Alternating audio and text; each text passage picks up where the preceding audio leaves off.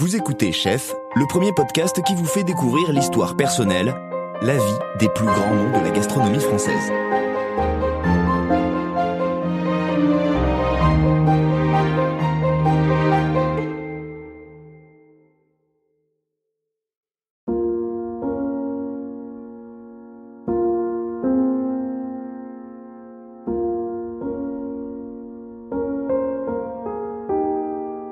Bonjour à tous, ravi de vous retrouver pour un nouvel épisode de Chef. Direction Le Clarence, Paris 8e arrondissement, écrin que fait vibrer depuis presque une dizaine d'années le chef Christophe Pelé. Il ne s'en rappelle pas, mais je l'avais croisé il y a quelques années dans les coulisses d'un dîner dont il avait la charge, un grand événement au profit d'une grande cause, et il m'avait laissé un souvenir contrasté. Je couvrais la soirée pour une chaîne de télé et quand je lui avais posé quelques questions, certes dans le feu de l'action, il s'était pas montré très bavard. Occupé, je le ralentissais. Clairement, il avait d'autres chats à fouetter. Dans l'instant. Il était dans son instant. Et donc, il y a quelques semaines, des années après ce premier échange, je me demandais dans quelle énergie j'allais le trouver. Arrivé au Clarence, à 2 pas des Champs-Élysées, tableau de maître, canapé épais, tapis et lustre à pampilles, je rentre dans une sorte d'hôtel particulier un peu figé. Et de ce que je vois de la cuisine de Christophe Pelé, cela contraste avec le classicisme du lieu. On sent une cuisine d'instant, presque fulgurante avec des séquences où quelques lignes composent un tableau, où la forme tranche avec la profondeur du goût, ou un geste qui, dans son actuelle spontanéité, dit une cohérence longuement construite et pensée. J'ai eu la chance de découvrir sa cuisine et je me souviens d'une sensation que nulle part ailleurs je n'ai vécue. Dans une assiette, il y avait un rouget, de la moelle, une tuile de pain fine et craquante, un caviar et de l'échalote, et ne me demandez pas comment ni pourquoi, je ne sais pas, mais ce plat-là, il m'a pris au milieu du repas par le col et m'a sorti littéralement du restaurant. Une gifle, un truc qui nous déporte et nous laisse entre soi et soi, un instant de cuisine qui dépasse la cuisine. Qui peut bien produire cet effet ?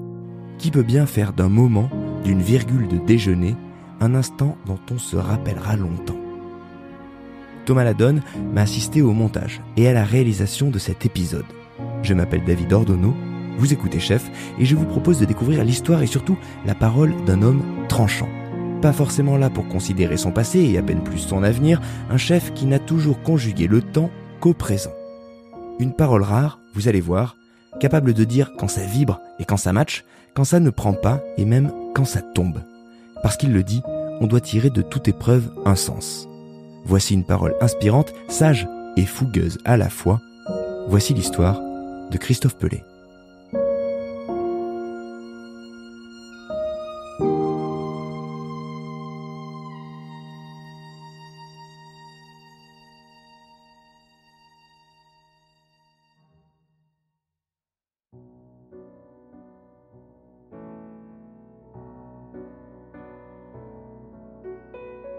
Je suis né à Châtel-Malabry et j'ai vécu dans les Yvelines jusqu'à l'âge de 14 ans, quoi.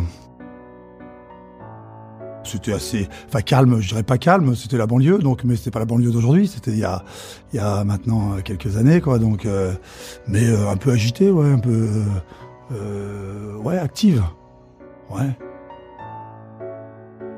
Je faisais beaucoup de sport, quoi, donc je travaillais pas beaucoup à l'école et je faisais beaucoup de sport, quoi.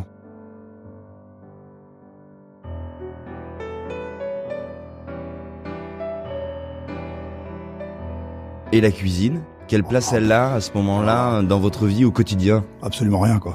Pas du tout, aucun rapport avec la cuisine, quoi.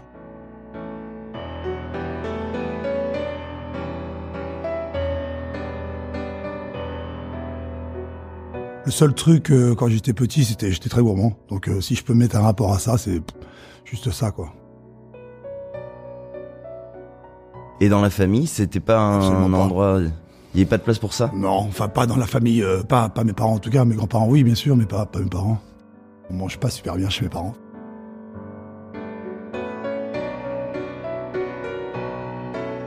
Ils savent pas cuisiner en fait, tout simplement. Le gras n'existe pas, enfin il y a plein de choses qui n'existent pas dans leur cuisine, quoi. Donc voilà, enfin moi j'ai découvert ça beaucoup plus tard, quoi.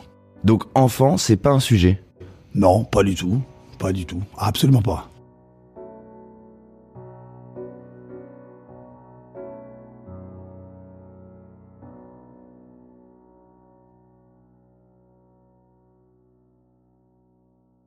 j'ai des notes très moyennes, je bosse pas beaucoup, en fait ça m'intéresse pas énormément quoi. Donc en fait chaque fois que j'avais quelqu'un en face de moi qui était intéressant, j'essayais de bosser, mais souvent j'avais du mal puisque y avait personne qui me motivait pour travailler quoi. Donc je foutais pas grand-chose quoi.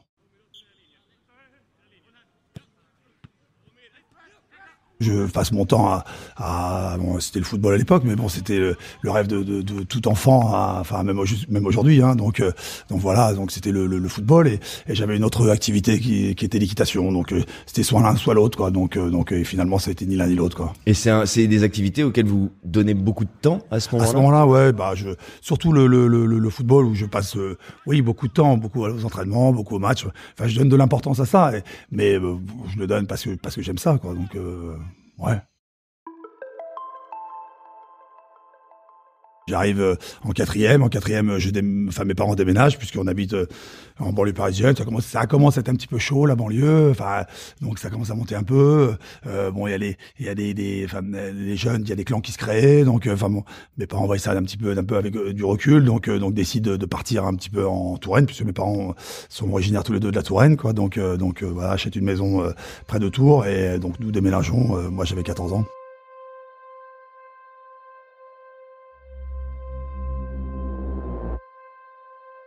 En fait, cette troisième-là, je l'ai mal vécue puisque j'arrive de la banlieue, j'arrive à Tours, où Tours, c'est une éducation un petit peu plus stricte, où on parle extrêmement bien le français, quoi. Donc moi, j'arrive un peu de la banlieue avec mon accent. Donc, mon accent, c'est même pas un accent, c'est ma façon de parler surtout. Donc ils ont voulu un petit peu encadrer ça. Moi, j'ai pas trop accepté. Et en fait, j'ai passé une année foireuse, quoi. Donc voilà. Donc là, la fin de troisième, forcément, c'est un tournant, hein. C'est soit on redouble, soit on va en seconde, ou soit on prend une orientation, professionnelle, quoi. Donc moi j'ai pris orientation professionnelle, quoi. J'étais très manuel quand même, hein, depuis tout jeune. Je sais quand j'allais chez mes grands-parents, il y avait un étau, je bricolais beaucoup. Enfin j'aimais beaucoup ça. Donc l'artisanat, enfin le côté manuel des choses me plaisait déjà beaucoup. Au début, j'étais plus orienté pâtisserie parce que moi j'aimais tout ce qui était sucrerie, quoi. Et finalement, je prends la cuisine un peu vraiment. Enfin, je sais pas. À Tours, il y avait une école qui s'appelait Albert Baillet, quoi. C'était une école d'hôtellerie. Donc, on envoie le dossier là-bas et en fait, ils ont refusé pour cause de notes et de conduite. Donc, j'avais plus que un truc, c'était l'apprentissage, quoi. Donc voilà, quoi. Où là, c'était beaucoup plus facile, les portes étaient beaucoup plus ouvertes, quoi. En fait, vous avez envie d'aller vite. Parce que là, on vous propose de redoubler, ça vous ennuie de redoubler, en fait. Je vais là où il me semble, où je vais pouvoir peut-être me développer. Je sais que en troisième, une autre troisième, je voyais les petits jeunes qui arrivaient derrière. Enfin, je me voyais pas en fait dans ce contexte-là. Donc je me dis, il faut que je fasse autre chose, quoi. Je tente une aventure totalement différente. Vraiment, je prends un espèce d'angle droit en banlieue parisienne, j'aurais jamais fait ça. Jamais. J'aurais jamais fait ce parcours-là. Et je m'en vais. Je quitte mes parents. Enfin, je vais dans une trentaine de kilomètres. Donc, je prends un petit appartement. Totalement, quoi. Je rentre dans la vie professionnelle, quoi. On s'engage. Ouais. Au début, on va pas dire c'est amusant parce que c'est quand même la vie professionnelle, mais bon, l'environnement change totalement. Enfin, totalement, tout est nouveau, quoi. Donc c'est quand même, c'est intéressant. Et puis pas que parce que c'est quand même. Est-ce qu'on peut resituer l'époque? À ce moment-là, on a 80, je crois que c'est 84 ou 85, quoi. Donc ça remonte un petit peu à loin, quoi. Et vous dites que c'est amusant. Les gens qui parlent de la cuisine dans les années 80. Non, je dis pas ça. Je dis moi juste, en fait, moi je fais une saison, en fait. J'arrive au mois de juillet ou au mois d'août, je crois. Et mon contrat commence au mois de septembre et moi je fais un mois d'essai. Et en fait, c'était un petit restaurant de province, hein, donc traditionnel. Et en fait, il y avait beaucoup de stagiaires, beaucoup de jeunes, donc ça m'allait bien. Enfin, c'était ambiance saisonnier quand même, quoi. Donc c'est ça qui était un peu sympathique. Et l'ambiance était pas trop mal, quoi. Pas trop mal.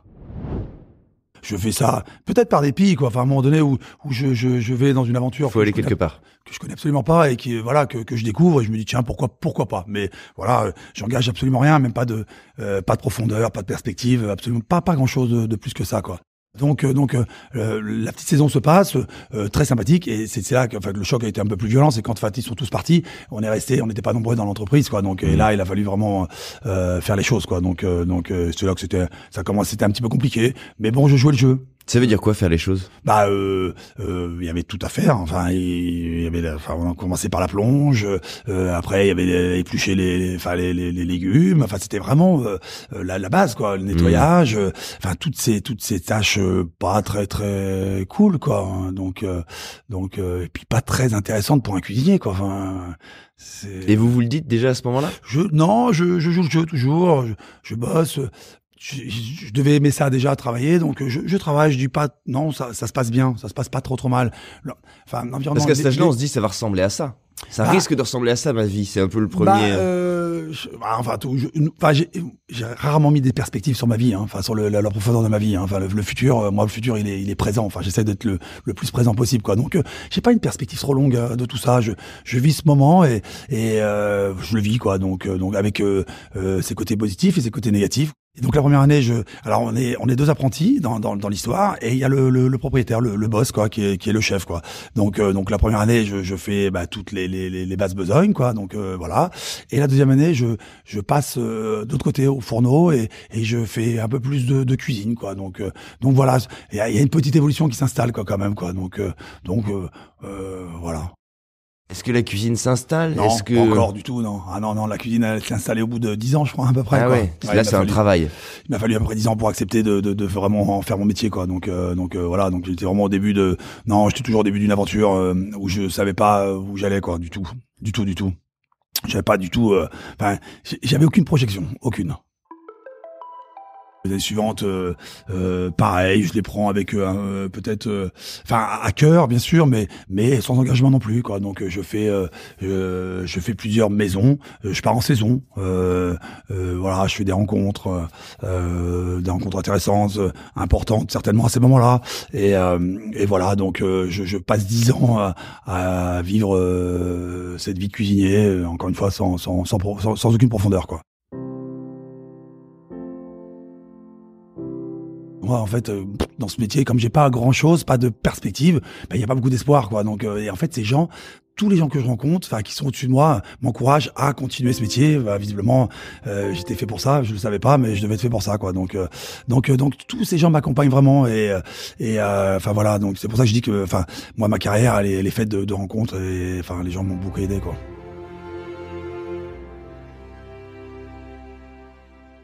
Vous repensez à quoi?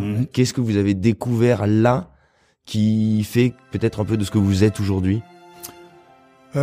Qu'est-ce que je retiens de ces années-là Parce qu'on se parle de 10 ans, c'est pas rien, 10 ans quand même. Non, mais c'est 15 ans, 25 ans. Hein, donc moi, je dis toujours, quand je suis parti en apprentissage, j'avais 15 ans et je crois que j'étais pas encore sevré, quoi. Donc vous voyez, quand on n'est pas sevré et qu'on commence une carrière professionnelle, je pense que ce qui m'est arrivé n'est pas anormal, quoi. Donc tout à fait. Moi, il me semble logique, quoi. Donc il y a cette espèce d'opposition ou de refus de rentrer dans la vie professionnelle. Peut-être c'est dû à ça aussi. Donc ça a mis du temps, ouais, mais c'est pas très grave. Enfin là, il n'y a pas de refus de rentrer dans la vie professionnelle, en l'occurrence, puisque c'est du boulot, c'est 10 ans de travail, c'est 10 ans... mais c'est peut-être... moi, la cassure de l'enfance à la vie professionnelle était quand même hyper violente, quoi. Donc c'est ça, c'est un peu ce passage-là qui a été extrêmement douloureux pour moi. Et donc, de ne pas l'accepter, je pense que c'était ça, en fait. J'acceptais pas d'être cuisinier, beaucoup de... Oui, mais tout en le faisant. Ouais, mais bon, je suis un peu rebelle. J'étais certainement un peu rebelle à ce moment-là. Et oui, bien sûr que je le faisais, je le pratiquais. J'arrivais à trouver du plaisir là-dedans. Mais encore une fois, pas de rien, quoi. Rien. Ah ouais. Rien, ouais.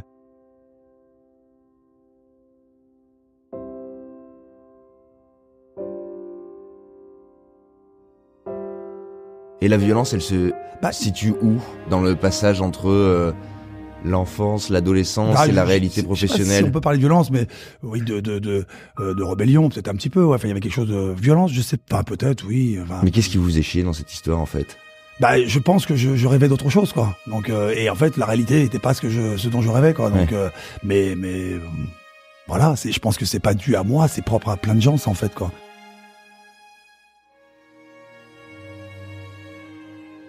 Et à un moment donné, il faut juste ouvrir les yeux et se dire que voilà, on est ce qu'on est, quoi. Accepter ce qu'on est, quoi.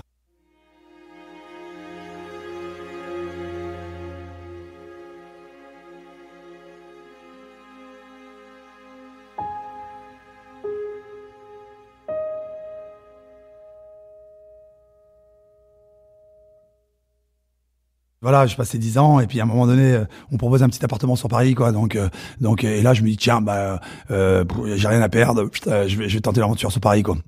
Donc et puis c'est là que j'ai commencé à rencontrer des grosses pointures, quoi. Donc et là je me suis dit ah ouais, OK, ce métier c'est ça, donc je vais l'essayer, quoi. Alors ça ressemble à quoi ces débuts à Paris?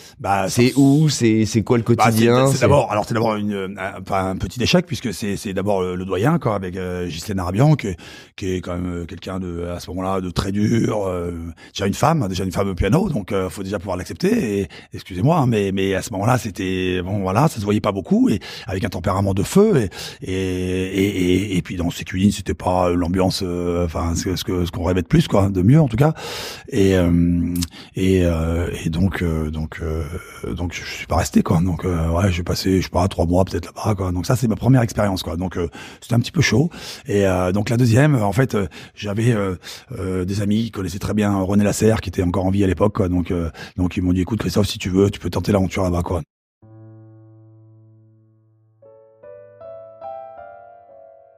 Impressionnant. Maison impressionnante. Ouais, alors voilà, c'est là que je veux rentrer dedans. C'est qu'en fait, c'était une grosse maison très classique, avec beaucoup de cuisiniers, quoi. Je sais pas, 25 cuisiniers, ou je sais pas, beaucoup. Et beaucoup d'hommes de salle aussi, quoi. Donc là, c'était un univers totalement différent et totalement nouveau pour moi.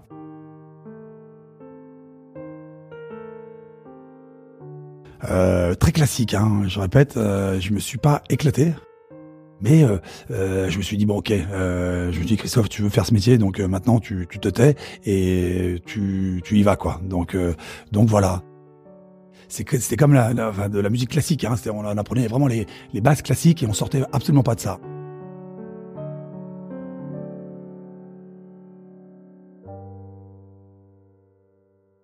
Bon, ils m'ont mis à la sauce tout de suite et on était 5 ou 6 à la sauce, et il y avait 1 ou 2 apprentis, je crois, et moi je suis arrivé après les apprentis, quoi. C'est-à-dire que j'étais dans la hiérarchie, même si j'étais commis, dans leur hiérarchie, j'étais après les apprentis, quoi.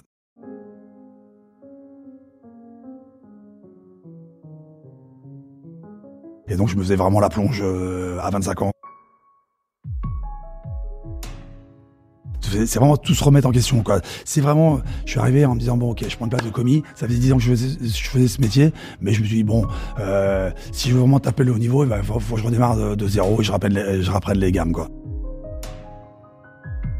Même je me faisais un peu marcher dessus par les apprentis au début. Enfin, ça n'a pas duré très très longtemps, mais voilà. Donc l'image, elle était là, et progressivement, j'ai monté un petit peu et jusqu'à être chef de partie, et voilà, quoi.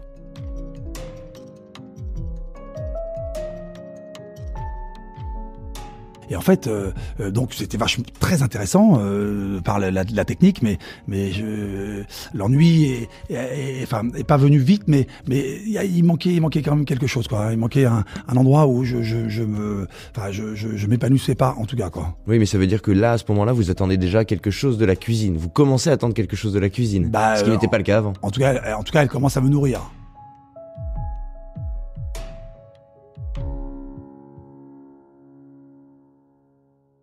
Comment on sort de la serre et vers quoi on va après, du coup? En fait, c'était un jeune collègue qui était chez Lasserre, qui est parti chez Royal Monceau, et en fait Royal Monceau à l'époque c'était Bruno Cyrano, et donc une cuisine totalement différente, hein, beaucoup plus dynamique, beaucoup plus actuelle, vraiment rien à voir avec la maison Lasserre. Et donc il cherchait à l'époque un demi-chef de partie. Donc moi j'avais 27 ans, et demi-chef de partie, j'aurais pu ne pas le prendre, mais je savais ce que je voulais, et en fait le statut m'importait peu, quoi. Donc moi ce que je voulais c'était vraiment apprendre, et donc voilà, quoi. Donc je suis allé là-bas le rencontrer, Bruno Cyrano, et donc on m'en avait dit de ce monsieur, et en fait non, mais la première image était fabuleuse, quoi, puisque j'arrive de Royal Monceau et tout le monde était autour du piano. Et je vois un petit bonhomme presque au niveau du piano, quoi, un tout petit peu plus haut que le piano, quoi, avec une moustache, quoi, qui traçait, qui allait très très vite, quoi. Et en fait le chef, c'était lui, quoi. Et voilà, donc c'est le premier rapport que j'ai eu avec lui, quoi. Donc il m'a mis dans son bureau, et puis il a été hyper bref. Il m'a dit bon, moi j'ai besoin d'un demi-chef de partie, ça t'intéresse, tu prends, ça t'intéresse pas, putain, voilà. Donc c'était vraiment et puis j'ai dit ouais, je prends, ouais, ça m'intéresse, ouais. Donc et voilà, quoi. Donc ça a été le début de quelque chose, ça. Et alors, qu'est-ce qu'on y découvre justement? Et c'est quoi ce quelque chose? On y découvre un univers surtout, et puis une façon de faire. Un homme qui est lié à sa cuisine, qui est, où il n'y a pas de différence entre ce qu'il fait et ce qu'il est, quoi. Donc, je parle tout un univers, quoi.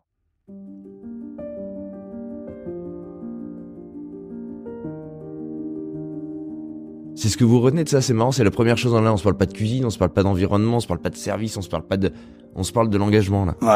Ouais, mais je pense que nos métiers sont faits de ça, d'engagement quand même, quoi, minimum, quoi. Donc oui, mais on sent que c'est ça qui vous parle à ce moment-là. Ce qui vous impressionne en tout cas. Chez moi, c'est ce qui fonctionne, quoi, et c'est ce qui me fait vivre, quoi. Donc c'est vrai que si c'est encore une fois que de la mécanique, j'ai l'impression de moins vivre, quoi. Donc il faut faire vivre ce qui est à l'intérieur de nous, quoi. Et en fait, lui vibre dans ça, quoi. Et des fois un peu trop, mais sa cuisine vibre, ouais, effectivement, ouais. Et en plus, elle était pleine de soleil, sa cuisine. Il a vécu dans le sud très très longtemps, quoi. Donc lui, il ramenait le sud à Paris, quoi. Toutes ces assiettes étaient lumineuses, quoi, en tout cas. C'est quoi les souvenirs quand vous y pensez là alors il y a eu beaucoup d'étapes avec lui. Il y a eu l'acceptation déjà au départ. Lui de m'accepter, ça a été assez long. Donc j'ai failli partir 2 fois quand même. Il m'a retenu les 2 fois. Il m'a mis à côté de lui parce qu'en fait moi je voulais vraiment bosser à côté de lui. Et il y a tout un process quand même pour rentrer vraiment dans le cercle un petit peu fermé, quoi. Ça c'est un truc qui est commun, qui est difficile, c'est-à-dire comment on traverse. On se parle de cercle, c'est ça, la brigade pour essayer de se rapprocher de ce qui nous inspire. Waouh, mais ça c'est long, et je crois qu'il faut être patient, il faut faire ses preuves, faire attention à l'autre aussi. Des fois on a envie de bouffer tout le monde parce que voilà, c'est super animal, et en même temps il faut faire attention justement d'avoir un process respectueux, quoi. Donc mais vraiment être patient, et il était temps quand même que ça se passe, et ça s'est passé, quoi. Donc voilà, c'était venu à point. Et c'est marrant parce que chaque fois je me suis dit mais je pense que si je l'avais vécu avant, peut-être que j'aurais pas été prêt. Il faut du temps. Tout arrive au bon moment, je pense. Moi là-dessus j'ai assez confiance en ça. Donc c'est aussi ça, la perspective d'avenir, de profondeur. Travaillons le présent, et l'avenir s'ouvrira, quoi. Donc on n'est pas obligé d'aller voir tout au fond, et puis regarder le fond et tout ce qui se passe autour de nous, ne pas le voir, quoi. Donc moi je fonctionne un petit peu plus à l'inverse, quoi. Donc j'essaye en tout cas de regarder ce qui se passe autour de moi, et après la suite.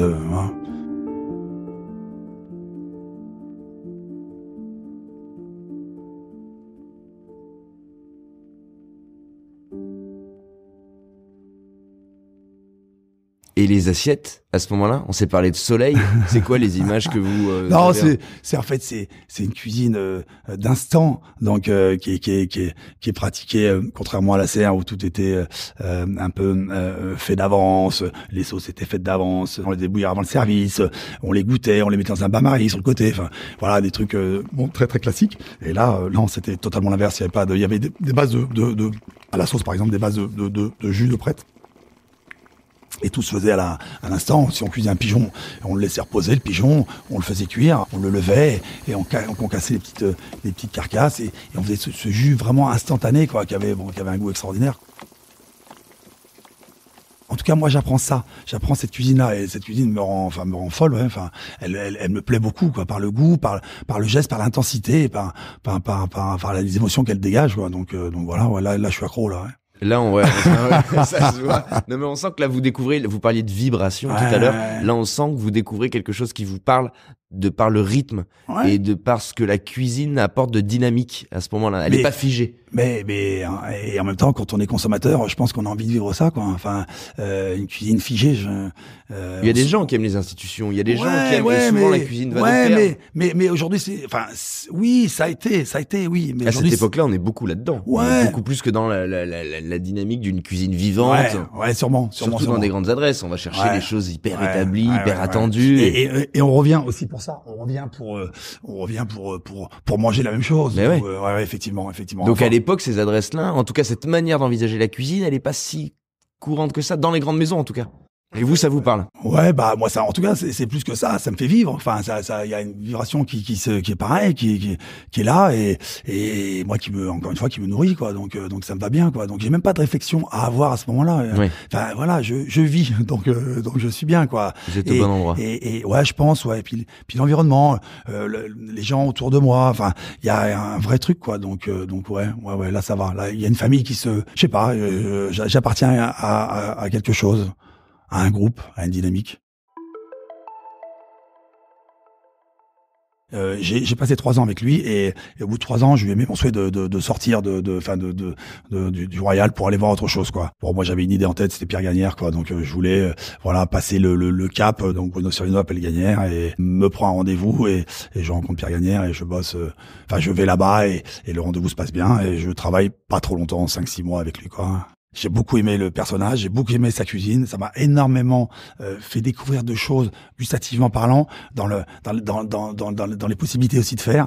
Après il y avait d'autres endroits où j'étais pas j'étais pas bien donc je me suis dit bah non, je vais pas tout donner pour ça quoi non. Donc voilà, c'est un truc quand même de dire non à une perspective, à un non. Pierre Gagnère à ce moment-là, il reprend quelque chose, il reprend une dynamique. Mais après, c'est juste, est-ce que j'en étais capable ou pas, quoi. Donc, visiblement non, puisque je suis pas resté, quoi. Donc voilà, en fait, j'ai toujours, c'est toujours important aussi le bien-être aussi, personnel est quand même important, quoi. Donc, il faut se sentir bien pour pouvoir se développer. Donc, et là, je me sentais pas bien, en fait. Donc voilà, à un moment donné, je m'écoute et je souffre et j'en chie et le matin, je vais au boulot, je suis pas bien, quoi. Je me dis mais qu'est-ce que je fous quoi. Donc le matin c'est 8h, le soir c'est 8h du matin. Enfin il y a quand même il se passe plus rien à côté quoi. Donc absolument plus rien. Donc voilà, je me dis je sais pas en fait. Donc et je sors.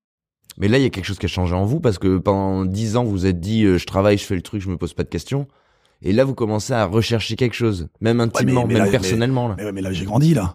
Déjà, je vais pas dire que je suis encore dans le monde adulte, parce que moi, le monde adulte, je l'ai connu, à l'âge de 35 ans, je veux dire, mais quand même, il y a quand même une évolution qui s'est faite, bien évidemment, quoi. Donc, et encore une fois, tout ça n'est pas réfléchi, c'est juste du ressenti, et voilà, quoi. Donc, et après, je vais faire un petit tour au Bristol. C'était Michel Desburgot à l'époque. Et donc, pareil, je passe 4 mois ou 5 mois là-bas, le Bristol, grosse maison, ouvert 7/7, ça n'arrêtait jamais en fait, c'était une usine quoi. Donc moi ça me faisait tourner la tête quoi, je pense. C'est-à-dire que je partais en week-end, je revenais, l'usine elle tournait, donc et ça me c'est pas possible pour moi quoi, ça c'était peut-être qu'il y avait trop de mécanique, il y avait un truc qui m'allait pas en tout cas. Donc voilà, je suis pas resté et j'ai repris contact avec Bruno Serino et je suis revenu au Royal Monceau quoi. Et donc là c'était le moment où lui partait et donc il a mis un chef en place et qui s'appelait Stéphane Mac et donc Stéphane Mac reste une année. Moi, j'étais sous-chef à l'époque au Royal Monceau. Là, à ce moment-là, je suis en recherche de qu'est-ce que je vais faire après, quoi. Donc, je suis au Royal Monceau à ce moment-là et voilà, je suis totalement indécis.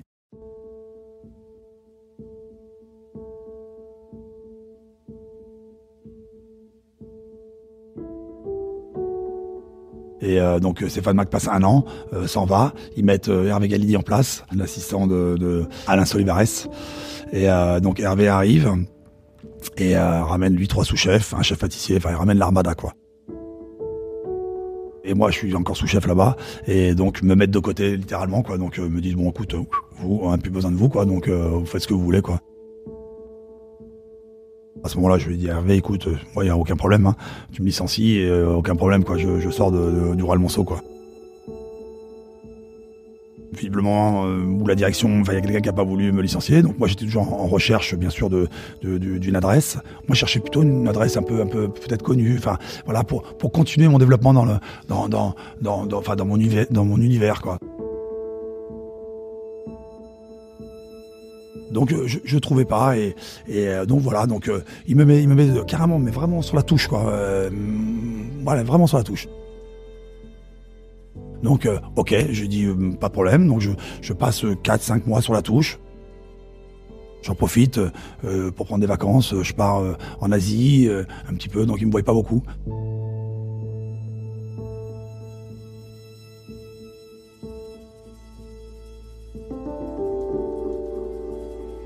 Puis un jour, au bout de 6 mois, il y a un de ses sous-chefs qui a pété un câble. Et donc, Hervé revient vers moi et me dit tiens, écoute, il y a une place à la sauce. Avant de la proposer à quelqu'un d'autre, je te la propose à toi si ça t'intéresse, quoi, si tu veux relancer ton histoire. Donc, je dis écoute, pourquoi pas, allons-y, quoi. Et en fait, Hervé, je me mets à ses côtés et on passe 2 grosses années ensemble. Et en fait, ça se passe super bien.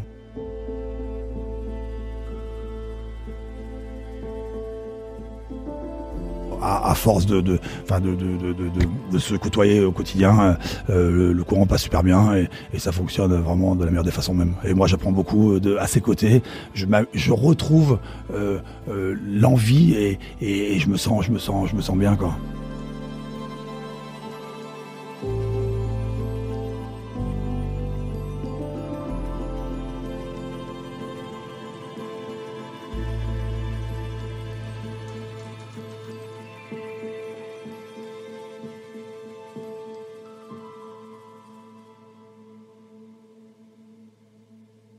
Est-ce que vous découvrez de la nouveauté à ce carrément, moment-là en cuisine? Parce qu'on sent qu'il y a ça un peu derrière. Ouais.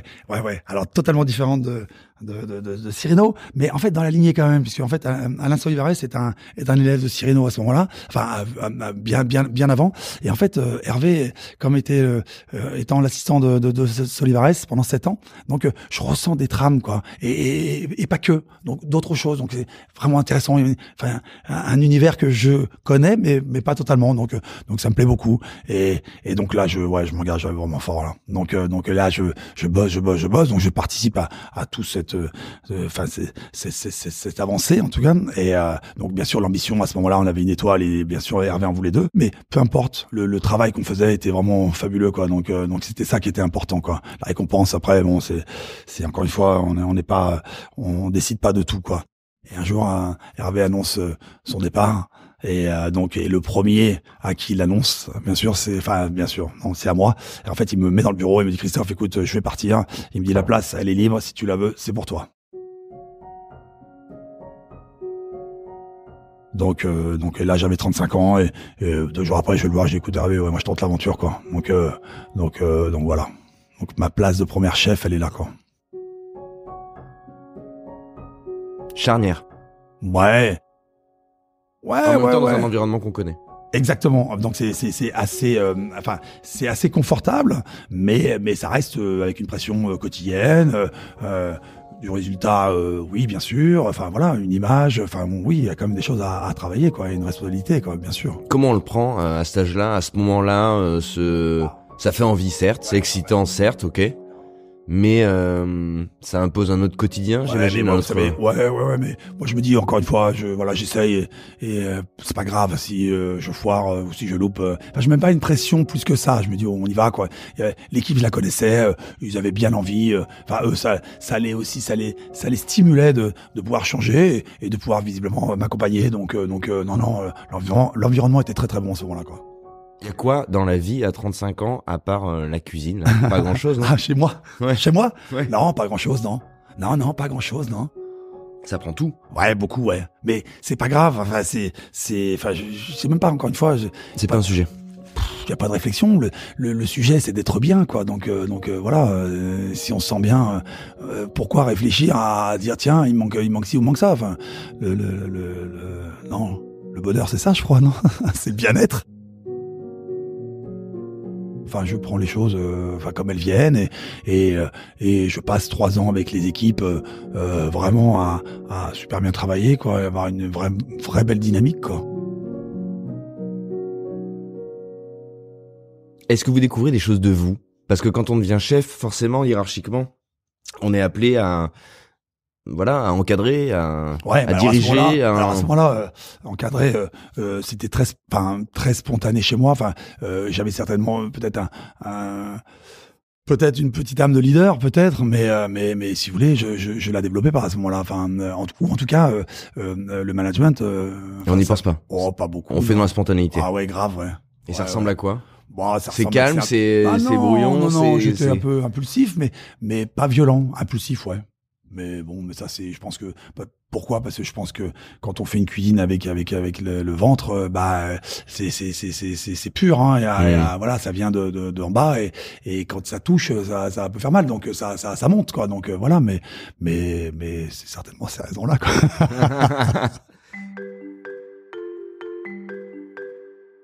Au bout de 3 ans, le Royal Monceau ferme, hein, en 2007. Ah oui, c'est ça. Donc ferme totalement ses portes. Donc est repris par un groupe, je sais plus quel groupe c'était. Donc le groupe bien sûr garde tous les employés. Donc il m'envoie à Dubaï. Donc pendant un petit peu de temps, je savais moi dans ma tête que c'était terminé, mais bon c'était pas grave. J'avais un peu de temps devant moi, donc et je savais pas ce que j'allais faire du tout. En fait, c'était ça. En fait, c'était tiens, qu'est-ce que je vais faire derrière, quoi. Il m'envoie là-haut. Je me dis tiens, bon, curiosité, culture, voir un peu comment ça se passe là-bas. Donc voilà. Puis je reviens toujours aussi peu déterminé, en tout cas avec eux, quoi. Donc voilà. Ouais. Et voilà, l'aventure se termine au Royal Monceau.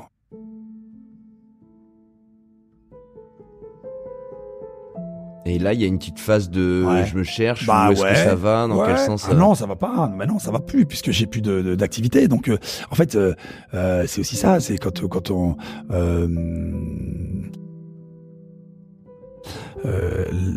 en fait, quand on vit de ça et qu'on vous enlève cette vie, et ça crée un grand vide, quoi. Donc, mais bon, remise en question, bien évidemment, hein, forcément, énorme.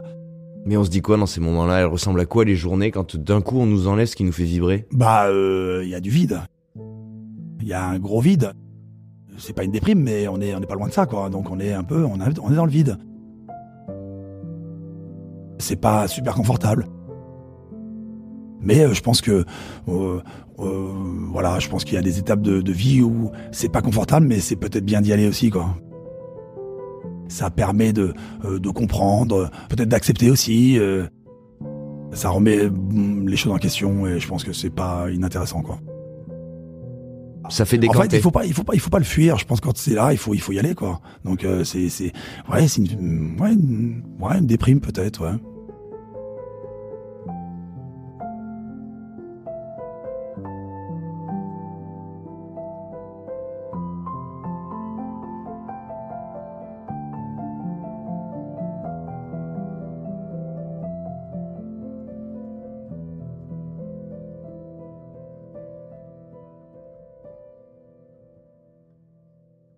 Et comment on sort de ça? Il y a toujours la lumière, hein, derrière tout ça, quoi. Donc on appelle autour de soi un petit peu, on se renseigne un peu, on fait des demandes et puis les demandes ont abouti, quoi, à un moment donné et voilà, quoi. Donc et là est née la Biarrate, quoi.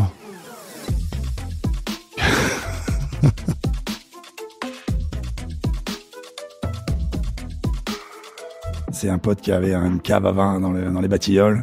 Et quand j'étais au Royal Monceau, j'y allais le samedi matin, j'allais chez lui, j'allais prendre mon vin là-bas. Et puis on parlait des temps ensemble, quoi. On pouvait même arriver à picoler un petit peu ensemble. Et voilà, donc on est devenus potes. Et un jour, il me dit, bon, écoute, Christophe, si tu veux, lui, il avait un peu de blé. Il me dit, si tu veux, Christophe, on pourra créer une aventure ensemble. Et moi, je lui dis, écoute, jamais de la vie, hein, tu vois, on restera potes, mais jamais on fera un truc ensemble, quoi. Et quand je suis sorti du Royal Monceau, j'ai été le voir, j'ai dit, écoute Laurent, tu sais ce que tu m'avais dit une fois, quoi. Peut-être que je serais intéressé par peut-être faire quelque chose, quoi. Donc il me dit, écoute, je t'organise un truc, on va voir ça ensemble, quoi. Et donc il m'a organisé une rencontre avec un charmant monsieur qui s'appelait Bruno. Et puis on déjeune autour d'une table et donc Bruno avait deux trois brasseries, on va dire, 2-3 bistrots, même pas des brasseries, des bistrots, et il avait un local visiblement vacant, quoi. Donc je me demande ce que je voulais faire, hein, puisque Laurent savait que voilà, je voulais repartir dans une aventure, je sais pas laquelle du tout, moi non plus, hein, j'avais aucune idée. Et donc Bruno me dit, tiens, écoute, j'ai un petit local là dans les Batignolles, rue Nollet, si ça t'intéresse, viens le visiter. On déjeunait à 100 mètres, donc bon, je dis, écoute, ouais, pas de problème, quoi. Donc on va au local après déjeuner et il ouvre le machin, la porte en fer, quoi. Et en fait je vois le truc, je dis, ah ouais, ça pourrait être un restaurant, ça. Et en fait c'était un ancien bar, un bar un peu de voyous, hein, il disait, hein, ça avait une grosse réputation dans le quartier, quoi. Et voilà, donc je me suis dit, oula, ça va être compliqué. Donc je suis reparti avec ça et je me suis dit, ça va pas être possible, quoi. Et j'appelle Laurent, je dis, écoute Laurent, bon, c'est pourquoi pas, mais moi je le sens absolument pas. Le lieu, je trouve vraiment pourri, dégueulasse. Enfin bon, voilà, il y avait tous pour, enfin rien pour en tout cas pour avoir une perspective sur quelque chose, quoi. Et Laurent me dit, écoute, moi je connais des archis, tu vas voir, c'est magique, ça peut tout transformer, quoi. Moi je dis, bon écoute, allons-y. Je lui faisais confiance, bien évidemment, quoi. Je dis, allons-y, allons voir. Et en fait, de fil en aiguille, l'histoire s'est faite et voilà, l'aventure a commencé et voilà. C'est marrant parce que en fait je quitte le Royal Alonso et à ce moment-là moi j'ai envie d'une petite table, justement une petite table où on peut contrôler tout. Voilà, c'est-à-dire que être pas beaucoup d'employés, puisque je sors du Royal Alonso, on est quand même une armée, pas trop de couverts, avoir le contrôle sur le service aussi, pas le service pur, mais le déroulement du service. Donc je me dis tiens, une petite table ça pourrait être vachement bien, quoi. Et donc ce restaurant et donc quand on me le propose, je me dis pourquoi pas, mais encore une fois je savais pas du tout ce que j'allais faire là-dedans, absolument pas. Et je sentais les choses se monter, parce qu'en fait les archis commençaient à arriver, enfin ça se transformait et moi j'avais absolument rien en tête, quoi. Donc j'avais rien en tête. Je me suis dit de toute manière, je vais cuisiner, hein, de toute manière on va pas non plus se prendre la tête, quoi. Donc on va cuisiner puis on verra ce que ça va donner, quoi. Donc voilà, aucune construction, aucun plan, aucune recette, mais vraiment absolument rien, quoi. Juste voilà, j'avais demandé à ce qu'il y ait une ardoise parce que je leur avais dit je mettrai un menu, je mettrai un prix et sur le prix on travaillera, quoi. Donc voilà et en fait ça a démarré comme ça l'aventure, quoi. Mais alors du coup il y a quoi au premier jour? Qu'est-ce qu'on y mange? Qu'est-ce qu'on fait comme cuisine quand on démarre en se disant on verra bien? En fait on achète des produits et on fait la cuisine de qui à ce moment-là? La cuisine que j'avais apprise, bien sûr que j'avais apprise aussi, quoi. Donc forcément on s'appuie sur ce qu'on a appris, quoi. Donc une cuisine, moi je sortais du Royal Monceau avec une cuisine que j'avais apprise, que j'avais reprise et que j'avais où là j'avais mis peut-être une petite pâte, elle commençait à se détacher, quoi, à devenir plus ce qui me ressemblait, quoi. Donc vous le voyez à ce moment-là, ça? Royal Monceau, non, c'est plutôt à la Vigarde que je le sens plus, puisque là on est plus nombreux, on démarre à 2 en cuisine, 1 à la plonge et 2 en salle, donc et même 1 en salle au départ, donc ce qui est vraiment pas beaucoup, donc ça oblige à aller à être droit devant, quoi. Donc il y a plus d'artifice, quoi. Et là, il y a de l'enthousiasme. Là, vous renouez avec l'enthousiasme. Oui, je mets un peu de temps quand même parce que ça vient, ça monte, mais c'est progressif, hein, tout ça. Donc, mais l'envie de recuisiner, bien sûr, me reprend fortement, très fortement même. Comment on affine le trait? Qu'est-ce qui va faire que cette adresse va vous permettre de vous déployer vous et un peu votre vision ou votre patte dont vous parliez, qui avait commencé à vous savez, je sais même pas, c'est encore une fois, oui, bien sûr, tout est progressif et même pas réfléchi, quoi. Je pense que c'est du quotidien, c'est ce qui m'entoure, c'est me nourrir de ce qui m'entoure aussi, de ce que j'ai vécu. C'est ça qui a construit, la Vigarade aussi, quoi. Donc voilà. Pour que les gens se le représentent, qu'est-ce qu'on y mange, par exemple, quand vous pensez à ce que vous y avez fait et à peut-être ce qui a construit les bases ou les contours de la cuisine de cette adresse à ce moment-là, vous repensez à quel genre de plat? Qu'est-ce qu'on trouve là-bas? Qu'est-ce qu'on trouvait là-bas? Ouais. On faisait plein de choses, quoi. Donc, mais j'ai pas en tête un plat précis, quoi. J'ai plutôt une énergie, quoi, une atmosphère. On avait quand même, c'était assez amusant, quoi. On avait mis en place quand même un truc où les gens, il fallait qu'ils viennent entre 8h30 et 9h. Au-delà de ça, je recevais plus personne, quoi. Donc, il y avait une demi-heure. Enfin, il y avait un vrai rituel dans ce restaurant. On avait un peu imposé des choses, quoi. Donc, et qui marchaient, qui fonctionnaient, et les gens acceptaient, quoi. Donc, c'était assez amusant, quoi. Et si on ne donne pas de couleur à la cuisine pour que les gens se représentent, ça ressemble à quoi un dîner là-bas? Est-ce que c'était parce que aujourd'hui les gens, ils ont une expérience bistronomiques, gastronomiques. Aujourd'hui, on est dans des menus avec voilà 5-6 occurrences. Là-bas, ça ressemblait à quoi une soirée?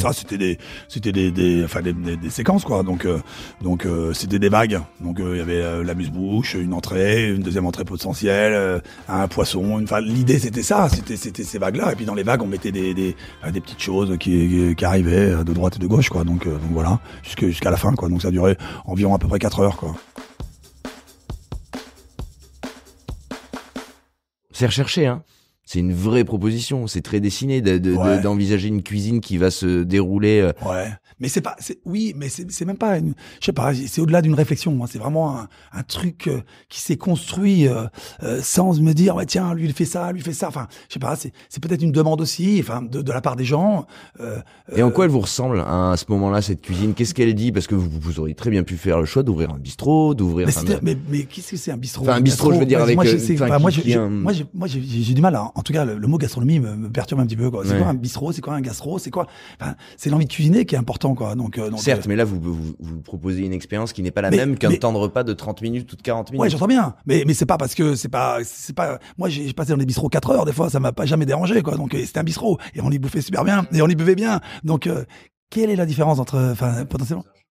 Un chemin qui dure 3-4 heures, c'est pas un plat du jour. Ouais, non, c'est pas un plat du jour. Donc ça veut dire que vous avez une intention derrière, quand même. Ouais, l'intention de faire du bien, en tout cas. Voilà. Si c'est une intention, c'est celle-ci, quoi. Donc, de donner du plaisir, quoi. Donc, voilà. Je pense que c'est l'intention primaire, je pense qu'avant tout, c'était ça, ouais, bien sûr. Hein. Et puis d'en prendre. Donc voilà, je pense que c'était ça, ouais, le fond. Et vous le prenez où, à ce moment-là? Le plaisir. Ce plaisir, ouais. Là, dans ce que je fais, dans ce que je vis, dans ce que je donne. Donc mais concrètement, c'est où vos kiffs à ce moment-là? Ils sont où? Dans quoi? À quel endroit de la cuisine? Mais partout. Il n'y a pas d'endroit bien précis. Enfin, c'est un état d'être. Hein. Enfin, je sais pas. Vous savez, enfin, je pense que quand on donne du plaisir à quelqu'un, quand on donne, ça nous remplit. Et ça nous fait du bien. Ça, c'est moi ce que j'appelle de la cam, quoi. Ça c'est de la pure cam, quoi. Donc à un moment donné, on en est accro aussi de ça, quoi. Donc voilà. Moi, je vivais de ça, je pense, ouais. Et il va durer combien de temps, cet état-là? Il va durer 5 grosses années, quoi. Et bien sûr, à la fin, rincé, quoi. Forcément. Puisque, bien évidemment, de donner, à un moment donné, il faut se recharger. Ça prend des proportions un peu démesurées à un moment donné, quoi. Donc, ça aurait pu continuer. Il y a plein de gens qui m'ont dit, mais Christophe, t'es complètement barge. Et en fait, je pense que je donnais plus que ce que je me rechargeais, quoi. Donc, à un moment donné, j'étais, exténué, quoi. J'étais sur les rotules. Donc voilà, j'arrête. J'arrête tout et puis j'arrête complètement même. J'éteins tout et je veux plus entendre parler de quoi que ce soit, quoi. Donc voilà. Je suis au bout, donc stop. Donc et puis après la suite on verra. Enfin, l'anxiété du futur. Oui, c'est angoissant, mais à un moment donné, voilà, elle appartient à certaines personnes. Moi, j'évite ça. Moi, justement, j'essaye d'être dans le présent pour construire encore une fois le futur. Donc, si à ce moment-là, je sentais que j'avais besoin de prendre du recul, c'est que voilà, il le fallait, quoi. Donc, ce qui était important à ce moment-là, c'est de s'écouter, quoi. Et donc, je pense que voilà, je me suis écouté. J'étais au bout de quelque chose. Il fallait que je recrée ma vie, mes réseaux, quoi, en fait, qui soient pas liés à ce que j'avais vécu, quoi, en tout cas. Puis c'est de revenir à soi un petit peu, c'est de se remettre en question, c'est une étape de vie, quoi. Donc il faut accepter de dire bon, ok, c'est la fin.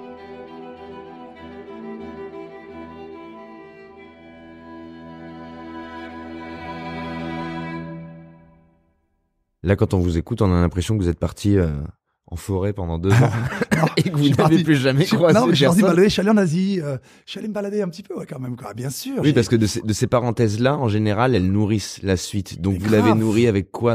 Il y avait quoi dans cette parenthèse? L'Asie, déjà.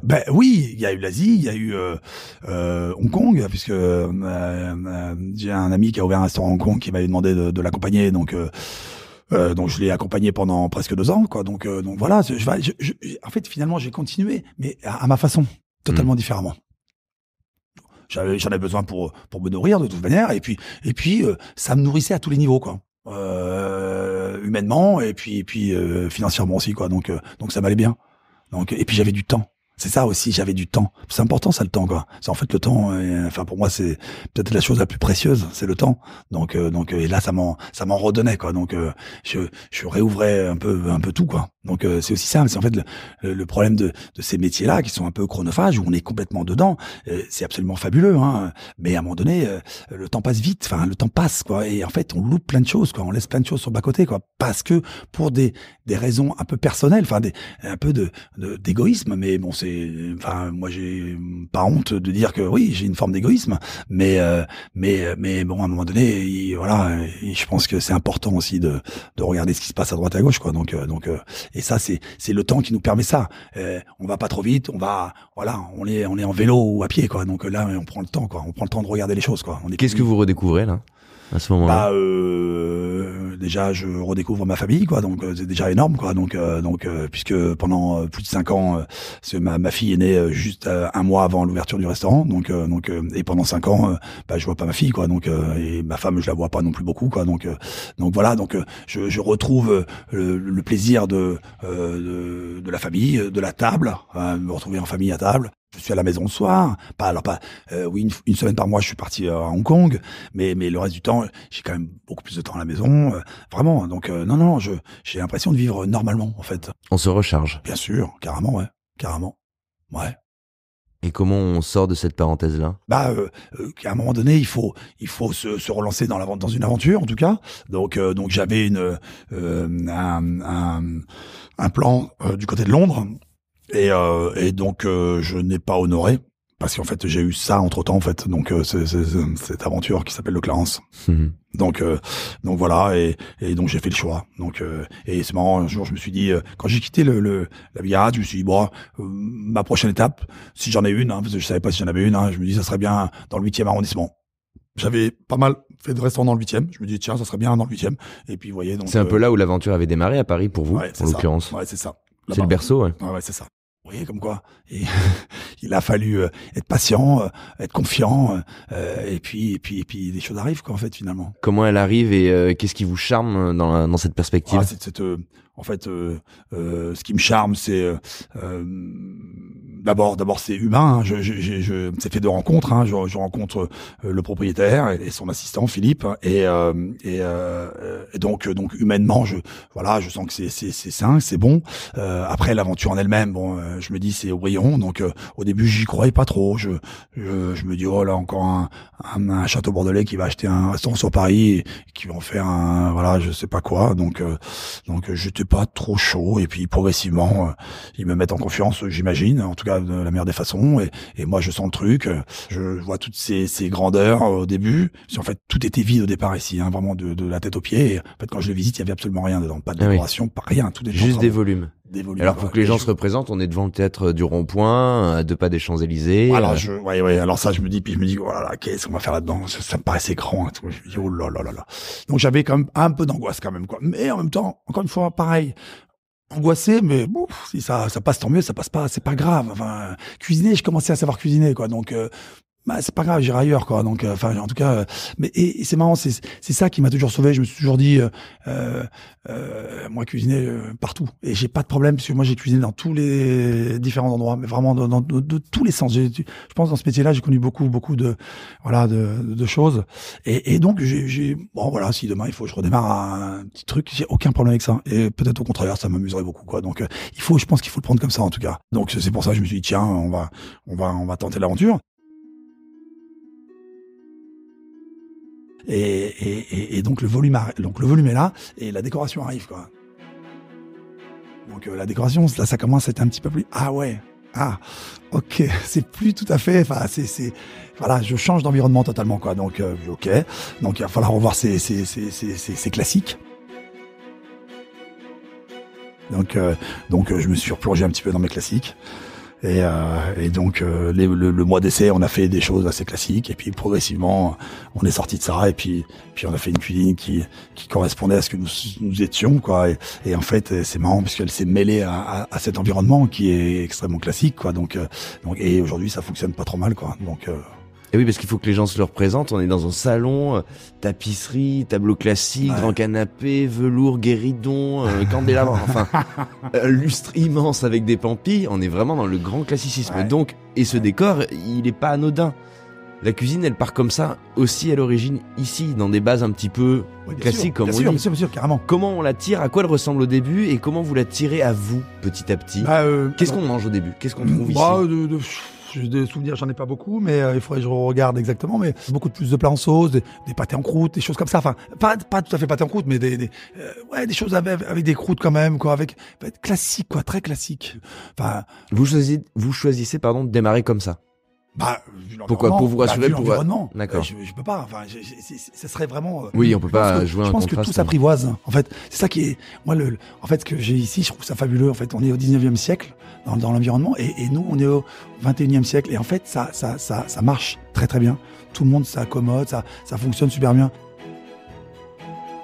Je me dis, tout est possible, mais juste, il faut des fois du temps un petit peu, et on se les laisser, et voilà, et ça a fonctionné, quoi.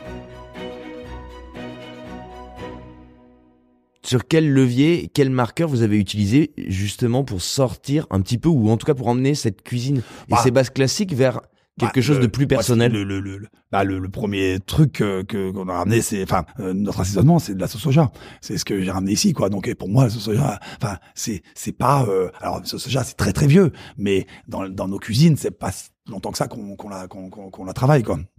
Donc pour moi, c'était le déclencheur du truc, quoi. Je dis on peut faire rentrer ça, on va faire rentrer la suite, quoi. Donc voilà, quoi. Donc c'était l'ouverture à une cuisine d'aujourd'hui, quoi. Mais là, c'est l'Asie? Non, c'est plutôt un peu une cuisine un peu plus, je sais pas, peut-être épurée aussi, avec des condiments, une expression aussi personnelle, quoi. Enfin, quelque chose qui émane de ce qui se passe à l'intérieur, de moi et de nous, je dirais, parce que je suis pas tout seul en cuisine, donc voilà, ça devient une cuisine qui s'approprie, en fait, qui devient identitaire, quoi. Enfin, qui sera identitaire, en tout cas. On se parle de temporalité. On a l'impression que vous décrivez une cuisine qui part d'un héritage et qui arrive à une forme d'actualité qui vous ressemble, qui est une cuisine de l'instant que vous avez fait à une époque. Enfin, on a l'impression, en tout cas, que vous ne ferez pas la cuisine aujourd'hui comme vous la ferez demain, et que ce chemin, il est... ça peut changer. Et pourquoi pas? Enfin, je veux dire, c'est normal. Enfin, et j'espère en même temps que il y aura tout, que j'évoluerai encore. Enfin, j'ai pas fini ma carrière, quoi. Donc il reste un petit peu de temps. Et c'est ce qui est amusant, c'est de suivre pas le temps, mais son temps, en tout cas. Comment c'est pris? Comment il est regardé, l'adresse au début? Est-ce que vous faites attention à ce qu'on dit et à la manière dont on l'observe? Moi pas trop, parce que je lis pas trop de critiques, un petit peu bien évidemment, parce que bien sûr tout autour de moi les gens lisent aussi quand même, quoi. Donc mais ça fonctionne pas mal, quoi. Ça met un peu de temps, au début les gens ne le comprennent pas forcément, mais progressivement ça se met en place et les gens l'acceptent, et ça finalement ça marche bien, et les retours sont positifs, quoi. Donc mais c'est une grosse maison, donc ça met du temps à se développer malgré tout, quoi. Donc et elle a pas fini de développer cette maison, quoi. Là, vous êtes entré, c'était en quelle année? 2015. Et on est en 2024. Donc on rentre dans la 9e année, donc ce qui fait beaucoup. Mais je me dis, il y a encore plein de choses à développer, quoi. Donc on en est très loin c'est une grosse maison, en fait. On pourrait là, justement l'assimiler à la Serre, quoi. C'est une maison que dans 100 ans existera encore, enfin potentiellement. Donc elle a les moyens d'exister encore. Donc son histoire, elle est au tout début, quoi. Donc elle a vraiment plein de choses elle aura plein de choses à raconter. Qu'est-ce qui vous guide là quand vous pensez à ces choses-là, quand vous vous dites que cette maison elle peut aller vers ailleurs? Qu'est-ce qui vous anime? Vous voulez aller vers quoi? Est-ce qu'on se parle de cuisine? Est-ce qu'on se parle d'environnement, d'ambiance? Je sais pas. Je dis ça parce que je sens que voilà, elle a plein de possibilités. Enfin, pas que la cuisine, l'établissement, mais après, moi, je peux pas vous dire aujourd'hui ce qu'elle sera demain, quoi.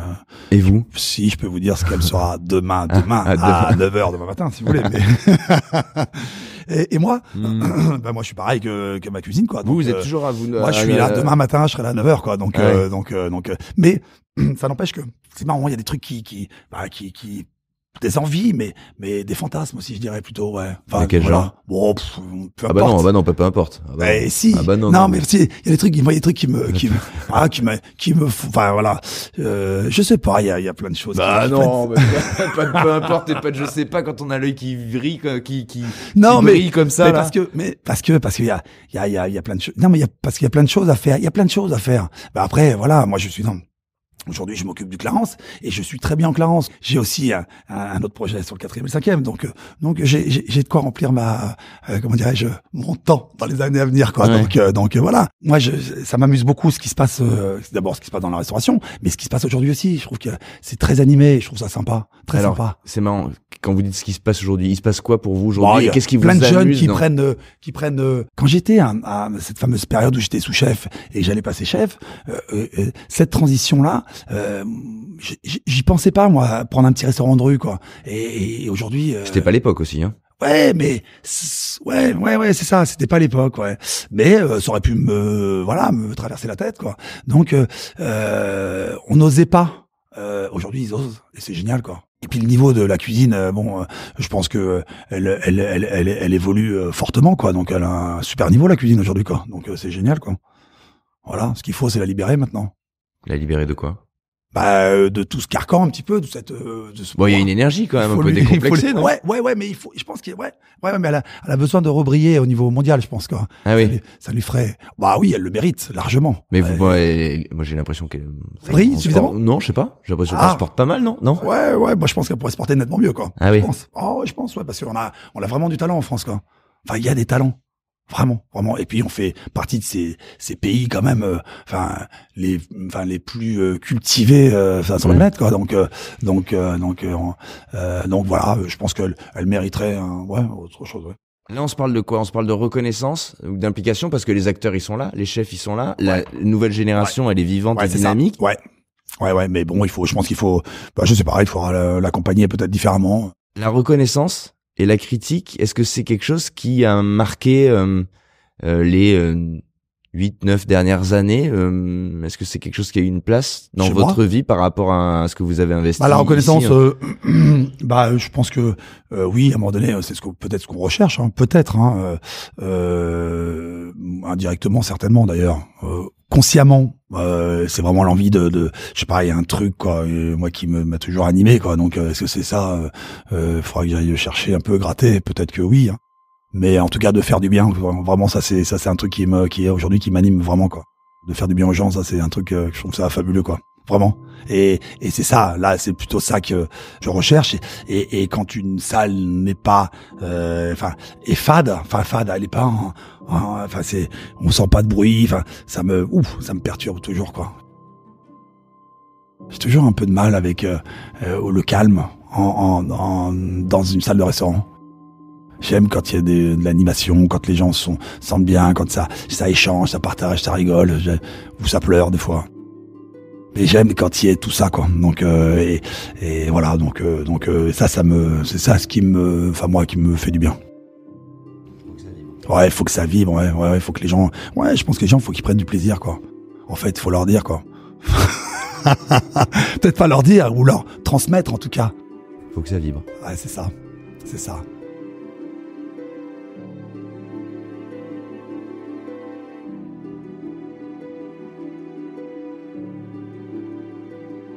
Vous avez remarqué, on n'en a pas parlé, mais précisons-le au cas où, Christophe Pelé déploie une cuisine auréolée de 2 étoiles au guide Michelin. Pourtant, vous le voyez, c'est pas chez lui l'idée. Faire vibrer. Voilà ce qui l'anime.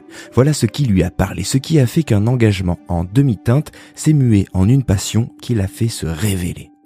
S'engager dans une voie et faire avec. Prendre le temps progressivement d'en saisir l'intérêt, avoir le déclic, comprendre où se situe ce qui nous interpelle, puis s'impliquer. Tenter, tomber, mais toujours accepter. Se dire que le temps n'est peut-être pas encore le bon et faire confiance. Christophe Pelé a tout pris comme tel. Les succès comme les obstacles, les moments de doute et les coups de mou comme ces périodes où tout semble s'aligner.